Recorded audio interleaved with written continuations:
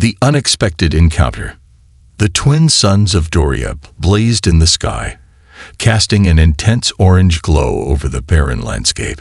David Michaels, a seasoned commander in the Terran Federation, trudged through the parched wasteland, his boots sinking into the dry, cracked soil beneath him.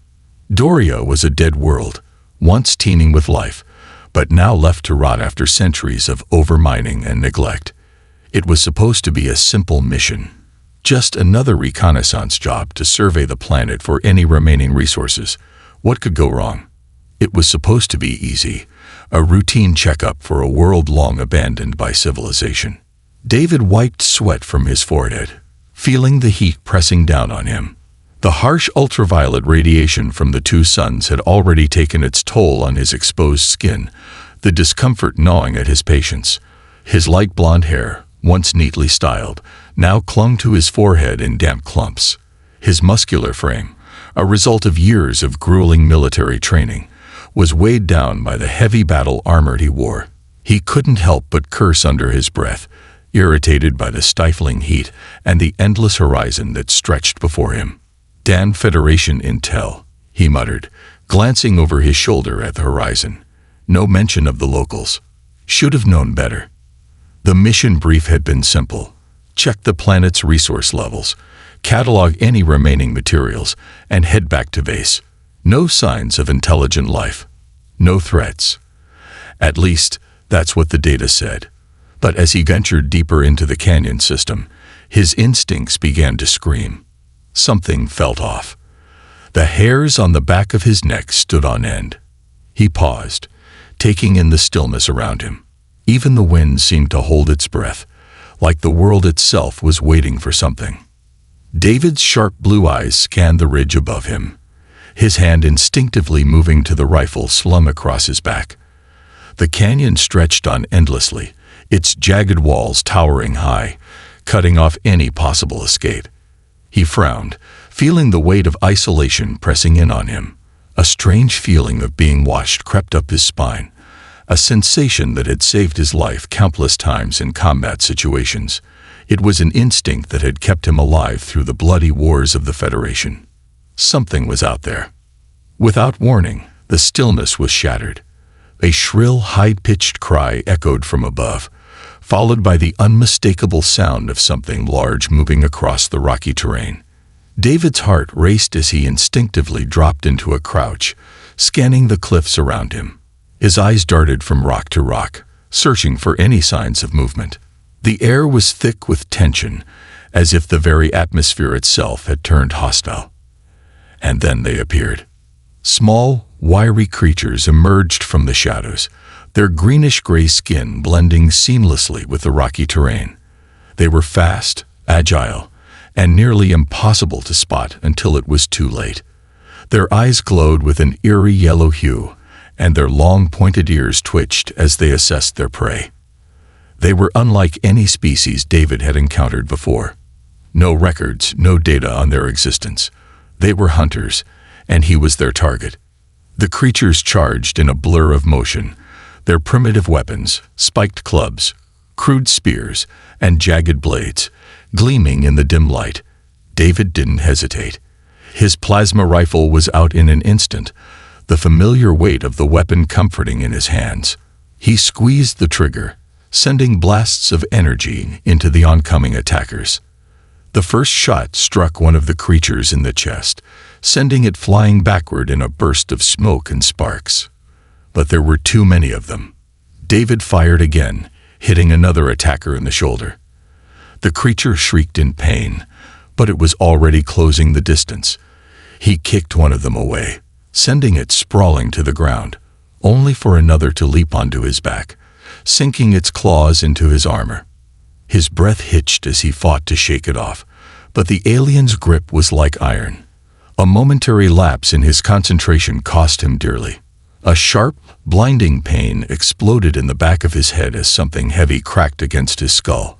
The world spun out of control, and his vision blurred. He fell to the ground, his plasma rifle slipping from his fingers. Darkness closed in around him, and he lost consciousness. When David finally regained consciousness, The first thing he noticed was the intense heat against his skin. His eyes snapped open, and panic surged through him as he realized he wasn't alone. He was suspended high in the air, his arms and legs bound by thick vines, like a helpless animal caught in a trap. His mind raced to piece together what had happened. The last thing he remembered was the attack. The blur of alien creatures, the pain, the darkness. Had he been captured? Was he still alive? His senses slowly returned to him, and he became aware of the surroundings. Below him, a fire crackled, sending flickers of orange light dancing across the faces of his captors. They stood in a wide circle around him, their eyes fixed on him with unblinking intensity. They were small, no taller than a child, but their presence was menacing. Their sharp teeth glinted in the firelight, and their strange, guttural language filled the air. It was as if they were debating something, their conversation punctuated by high-pitched shrieks and angry gestures. One of the creatures, taller and more muscular than the rest, stepped forward. His skin was a darker green, his sharp features twisted into a grotesque smile. He held a long, jagged blade in one hand, the other resting on a large, crude spear. He studied David closely, as if assessing him like a piece of meat. "Prime meat," the alien muttered in broken standard, his voice grating and unpleasant. "Human tastes good. Special feast." David's heart pounded in his chest as he struggled against his restraints.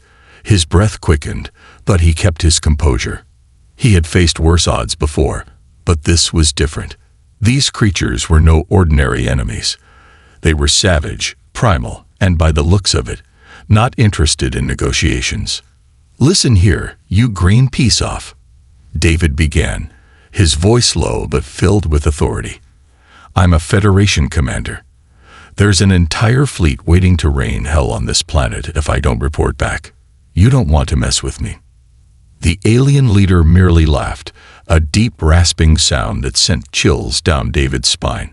"No ships, mountains block.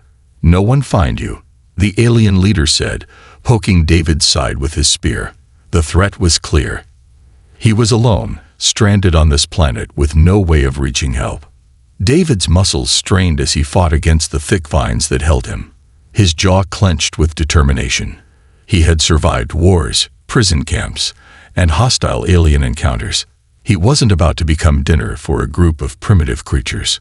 But just as the alien leader raised his blade, preparing to strike, a voice rang out across the gathering. It was smooth, melodic, yet commanding. "Enough." The entire tribe froze, their eyes turning to the figure that stepped into the circle.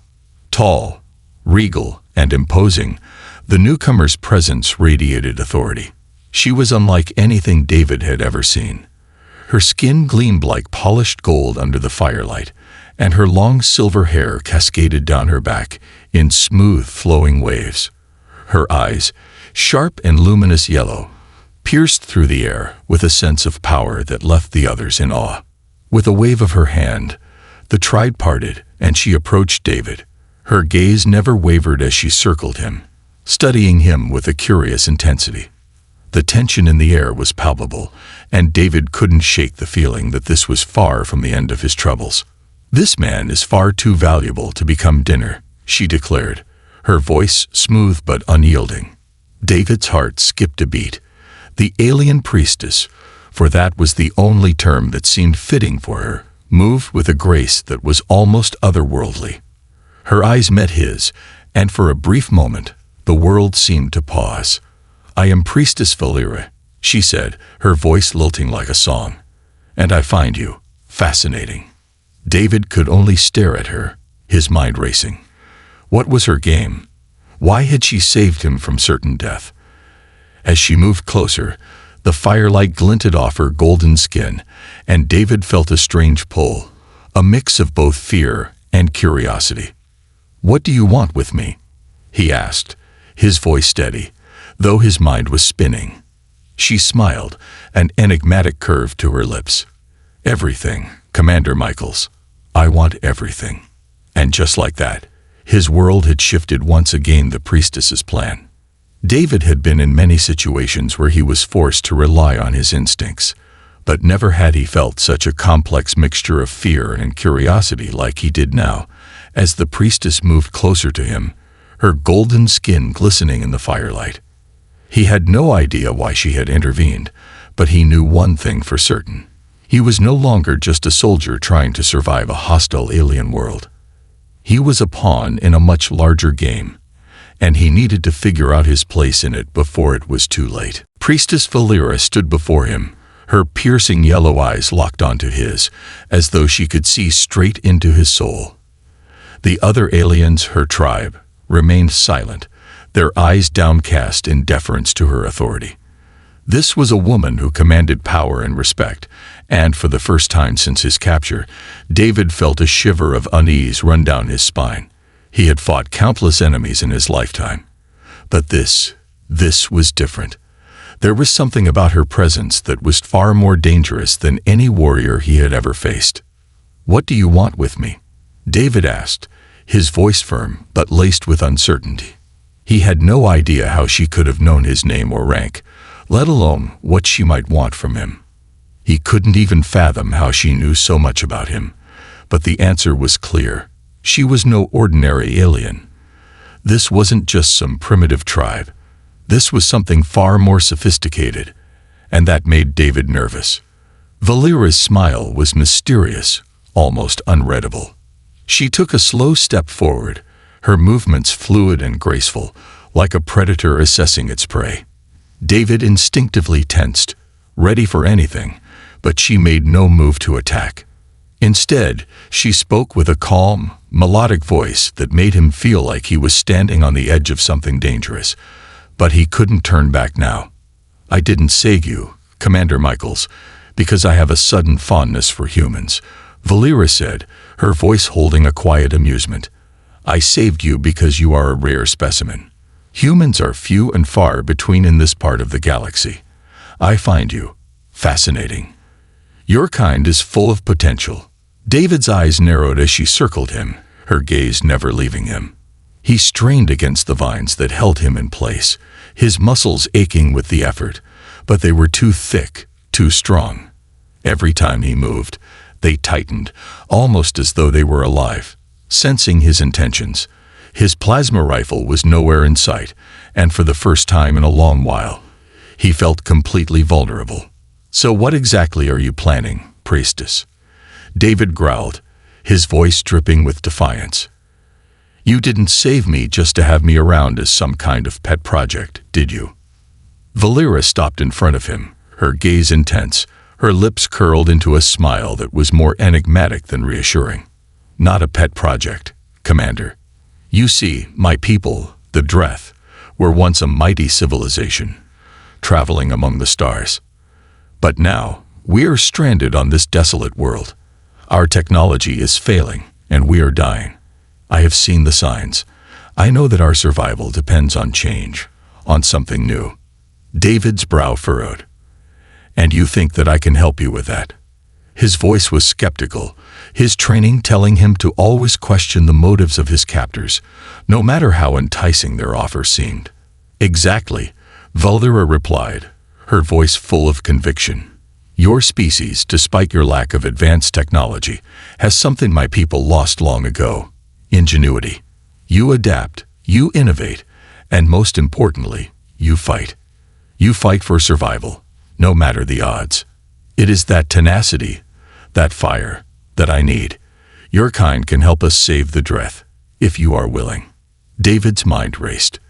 This was insane. A primitive tribe stranded on a dying world, and they were asking him for help. He had no idea how he could even begin to assist them.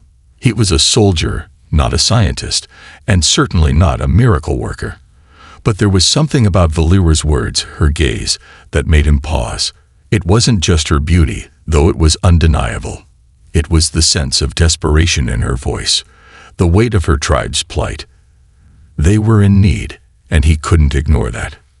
"What exactly do you want me to do?" David asked, trying to make sense of her request. Valera stepped closer, her presence overwhelming. She reached out, and for a moment, David thought she was going to touch him, but instead, her fingers hovered just inches from his arm, her gaze never leaving his face. "The first step is understanding," she said softly. "You will help me learn more about your species, your technology, your culture. I have read about the Federation, the human colonies, the way you adapt to new environments. But there is much more to discover. I need your knowledge to help my people survive." David felt a flicker of hope, though he tried to suppress it. This was a dangerous game, but maybe, just maybe, there was a way out of this, for both him and the Dreth. If he could gain her trust, maybe he could manipulate the situation in his favor. His thoughts began to race, formulating a plan. If he could help her, maybe he could get off this rock alive. Maybe he could even turn the tables on them and escape. But then there was the other side of him, the soldier's side, the part that wanted to break free now, to fight back, and take control. He wasn't just some pawn to be used in a game of survival. But before he could act on those impulses, Valera's voice interrupted his thoughts.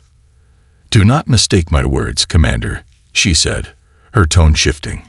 "You are not in a position to negotiate. The Dreth are a dying race, and I will do whatever it takes to ensure their survival.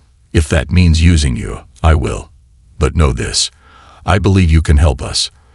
I believe in your potential." David felt the weight of her words settle over him. The tension between them was palpable. She wasn't lying. There was no doubt in his mind that she would do whatever it took to survive. She wasn't like the primitive creatures that had tried to cook him. She was intelligent, calculating, and powerful. And in that moment, David realized that his survival wasn't guaranteed. If he didn't play along, if he didn't help her, he could end up as just another casualty of a dying race. A long silence stretched between them.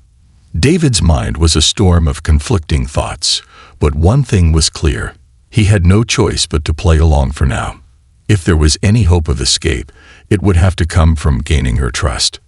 "I'll help you," David said finally, his voice steady despite the turmoil within him. "But you need to understand something. I'm not your servant. I'll assist, but only on my terms." Valera's smile deepened, and she gave a slight nod.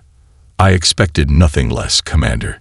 You are a true representative of your species, proud, strong, and unwilling to bend easily. That is why you are valuable. We shall begin our work soon. But first, there are rituals you must observe. There is much you need to understand about the Dreth." David's heart raced. What kind of rituals? What was she planning next? As Valera turned and gestured for him to follow, he had no choice but to obey. The stakes had just become higher than he could have ever imagined. And so, with every step he took into the unknown, David realized that his fate was no longer his own.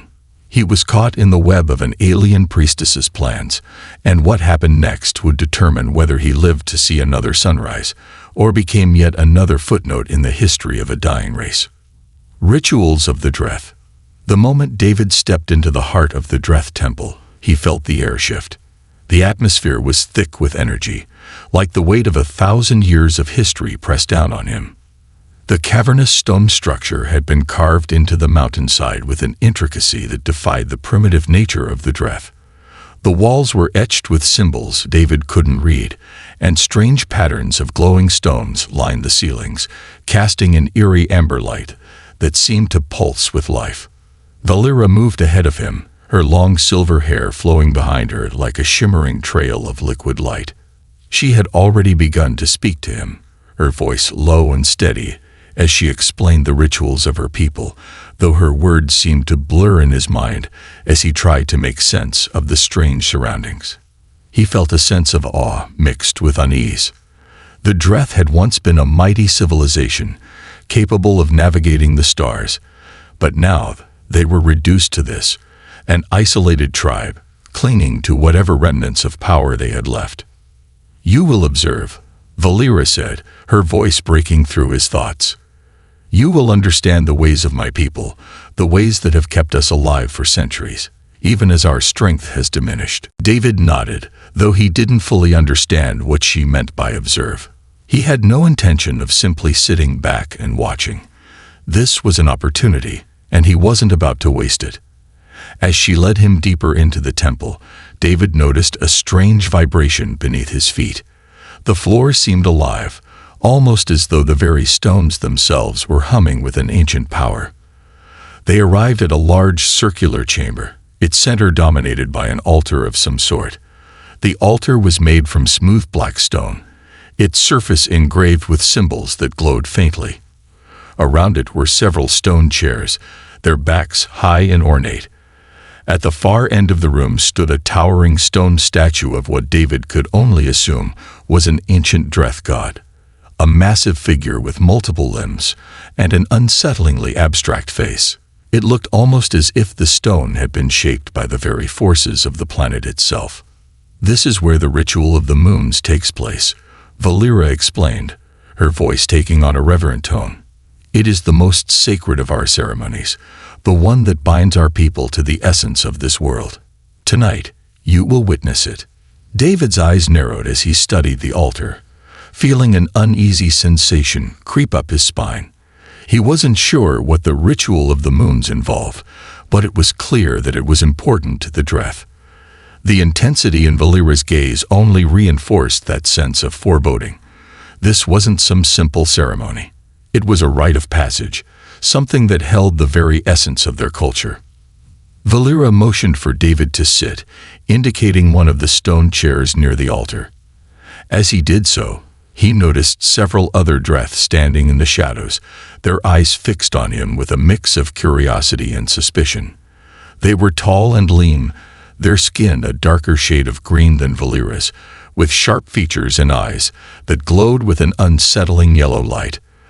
They wore simple leather garments that barely covered their torsos, and some carried weapons at their sides. "You will be our witness tonight," Valera said, her eyes meeting his with a piercing intensity. "But you must understand that this ritual is more than just a ceremony. It is the heartbeat of our survival.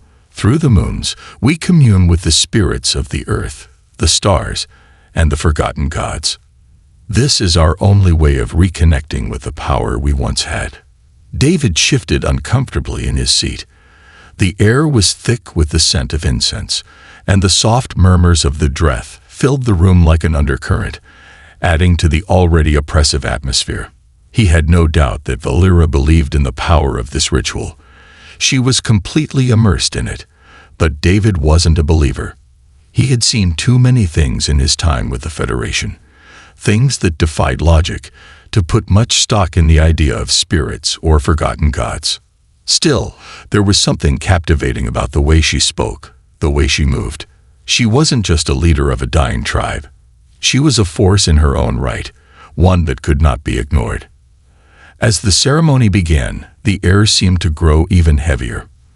Valera stepped forward, her movements fluid and graceful. She began chanting in the Dreth language, her voice rising and falling in strange patterns, a melody that seemed to pull at something deep within David. The others followed suit, joining in with their own low hums, creating an eerie, almost hypnotic chorus. The symbols on the walls of the chamber began to glow brighter, and the temperature in the room dropped by several degrees. The glowing stones embedded in the walls flickered, casting strange shadows that seemed to dance and shift on their own. It was as if the room itself was alive, responding to the power of the ritual. David's heart raced as the tension in the room mounted. The chant grew louder, more urgent. He couldn't help but feel as though he were being pulled into something beyond his understanding. There was no escaping it now. He had already made the choice to play along, to observe, and now he had no choice but to witness this ritual in its entirety.